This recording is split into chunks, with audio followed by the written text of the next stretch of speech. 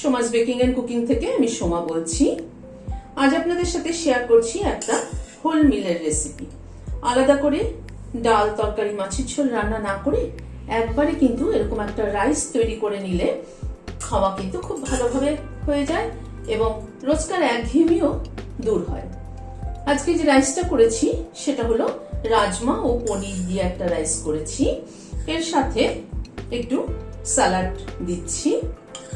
স্যালাডটাও রাজমা, শসা, টমেটো, পেঁয়াজ সবকিছু এর সাথে আরো অনেক কিছু মিশিয়ে স্যালাডটা করেছি। স্যালাডটা খুবই হেলদি স্যালাড। তাহলে চলুন দেখতে থাকুন ভিডিওটা। এতক্ষণ শুনলেন আজ আপনাদের সাথে কি রেসিপি শেয়ার করছি। প্রথমে স্যালাডটা দেখাচ্ছি, তারপরে মেইন মিলটা দেখাচ্ছি। দেখে আপনাদের কেমন লাগলো সেটা কিন্তু আমাকে কমেন্ট বক্সে জানাতে ভুলবেন না। রাইসটার সাথে খাওয়ার জন্য একটা স্যালাড বানিয়ে নিচ্ছি। এখানে শসা এরকম ডুমো ডুমো করে একটা শসা কেটে নিয়েছি, টমেটো কেটে নিয়েছি একটা বড় টমেটো হাফটা,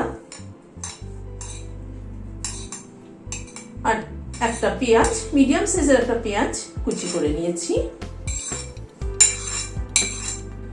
রাজমা আমি 100 গ্রাম ভিজিয়ে সেদ্ধ করেছিলাম, তাতে 50 গ্রাম আমি রাইসের সাথে দিয়েছি আর 50 গ্রাম এই স্যালাডের জন্য রেখেছি। একটা কাঁচা লঙ্কা কুচি করে দিয়ে দিলাম, ঝালটা নিজেদের স্বাদ অনুযায়ী দেবেন। অল্প একটু ধনেপাতা কুচি দিয়ে দিলাম। ঘরে পাতা দই থেকে 2 চামচ দই দিয়ে দিচ্ছি। উঁচু 2 টেবিল চামচ মতো দই দিলাম। 1 চামচ ফ্রেশ ক্রিম দিলাম। হাফ টিস্পুন গোলমরিচের গুঁড়ো দিলাম। হাফ টিস্পুন চাট মশলা দিলাম। 1/4 টিস্পুন মতো বিট নুন দিলাম। 1/4 টিস্পুন এমনি নুন দিলাম। একটা লেবুর 4 ভাগের 1 ভাগ নিয়েছি।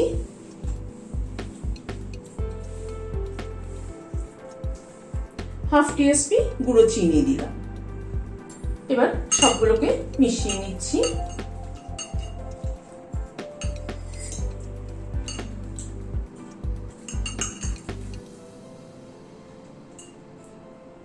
তৈরি হয়ে গেল একটা হেলদি স্যালাড।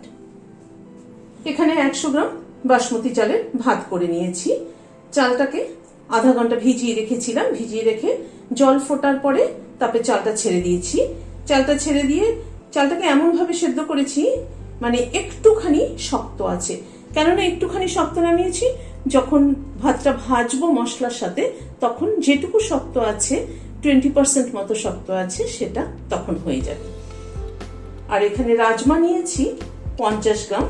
রাজমাটাকে সারা রাত্রি জল ভিজিয়ে রেখেছিলাম। ভিজিয়ে রেখে তারপরে সেদ্ধ করে নিয়েছি, নুন দিয়ে সেদ্ধ করে নিয়েছি প্রেসার কুকারে একটা সিটি দিয়ে। রাজমাটা কিন্তু সেদ্ধ হবে বাট গলে যাবে না। দেখুন রাজমাটা কিন্তু গোটা গোটা আছে, কিন্তু চাপ দিলে কিন্তু ভেঙে যাচ্ছে।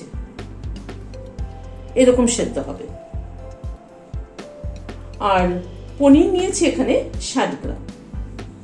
গ্যাসে একটা কড়াই বসিয়েছি, সাদা তেল দিচ্ছি, অল্প একটু ঘি অ্যাড করলাম।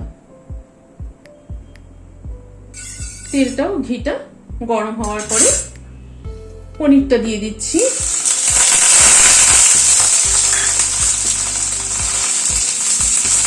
পনিরটা দিয়ে একটু হালকা করে ভেজে তুলে নেব।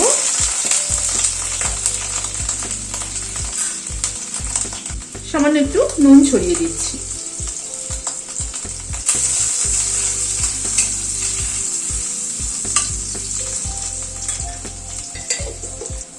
পনিরটা ভেজে তুলে নিচ্ছি। পনিরটা ভেজে তুলে নেওয়ার পরে অল্প একটু তেল আর ঘি যেটা দিয়েছিলাম সেটা আছে, তাতে আরেকটু অ্যাড করছি আর হাফ টিস্পুন ঘি অ্যাড করলাম আরো। এখানে একটা দারচিনির টুকরো নিয়েছি ছোট, 3টে লবঙ্গ, 2টো এলাচ মাথাটা ফাটিয়ে নিয়েছি, সেটা তেলে দিয়ে দিলাম। একটা তেজপাতা একটু মাঝখান থেকে ছিঁড়ে দিয়ে দিলাম। হাফ টিস্পুন সাদা জিরে দিয়ে দিলাম।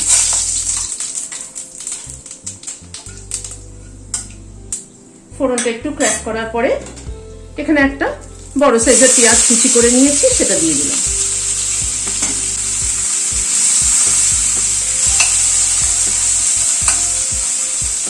পেঁয়াজটাকে একটু ভেজে নেব আগে। গ্যাসের ফ্লেমটাকে মিডিয়ামে রেখে পেঁয়াজটাকে ভেজে নিচ্ছি। পেঁয়াজটাকে মিনিট খানিক ভেজে নিলাম।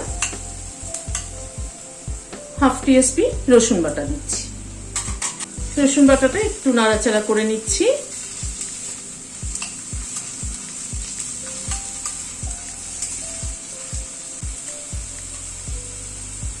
হাফ টিএসপি আদা বাটা দিয়ে দিলাম।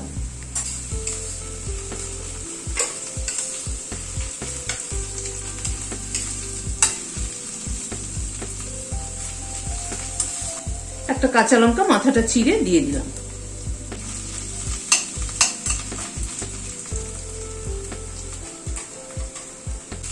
আদা রসুন পেঁয়াজ কাঁচা লঙ্কা সবগুলোকে একটু আবার মিনিট খানেক মতো একটু নাড়াচাড়া করে নিলাম। 1/4 টিএসপির মতো হলুদ দিলাম। 1/4 টিএসপি লাল লঙ্কার গুঁড়ো কাশ্মীরি রেড মির্চ দিলাম।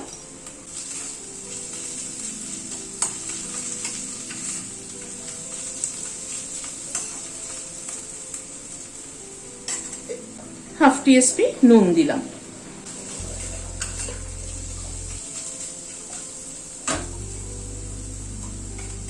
একটা বড় টমেটো অর্ধেকটা কুচি করে নিয়েছি, সেটা দিয়ে দিলাম।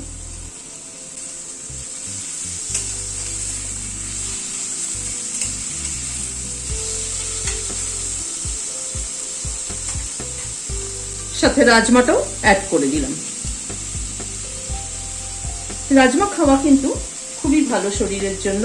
রাজমা পনির দুটোই রোজ রোজ একরকম একঘেয়ে না খেয়ে এরকম একটু অন্যরকম করে করলাম, অথচ মুখের স্বাদও পরিবর্তন হলো, খাওয়াটাও একটু অন্যরকম হলো, খেতেও ভালো লাগলো।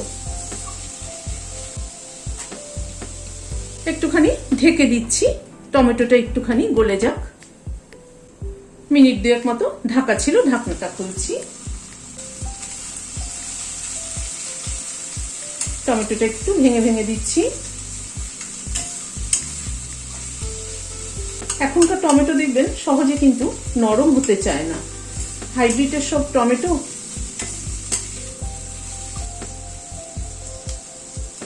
রাজমাটা মশলার সাথে একটু কষিয়ে নিচ্ছি, তাহলে খেতে বেশি ভালো লাগবে।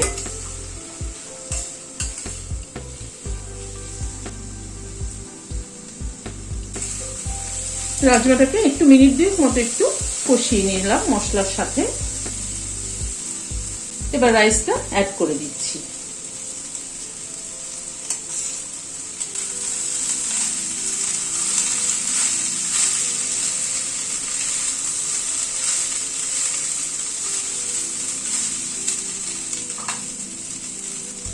পনিরটাও অ্যাড করে দিচ্ছি।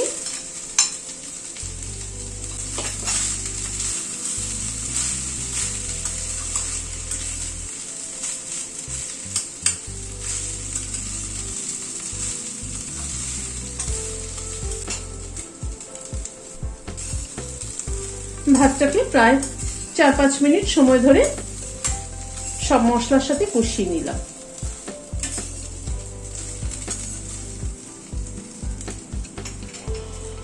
1 টিএসপি গুঁড়ো চিনি অ্যাড করে দিলাম।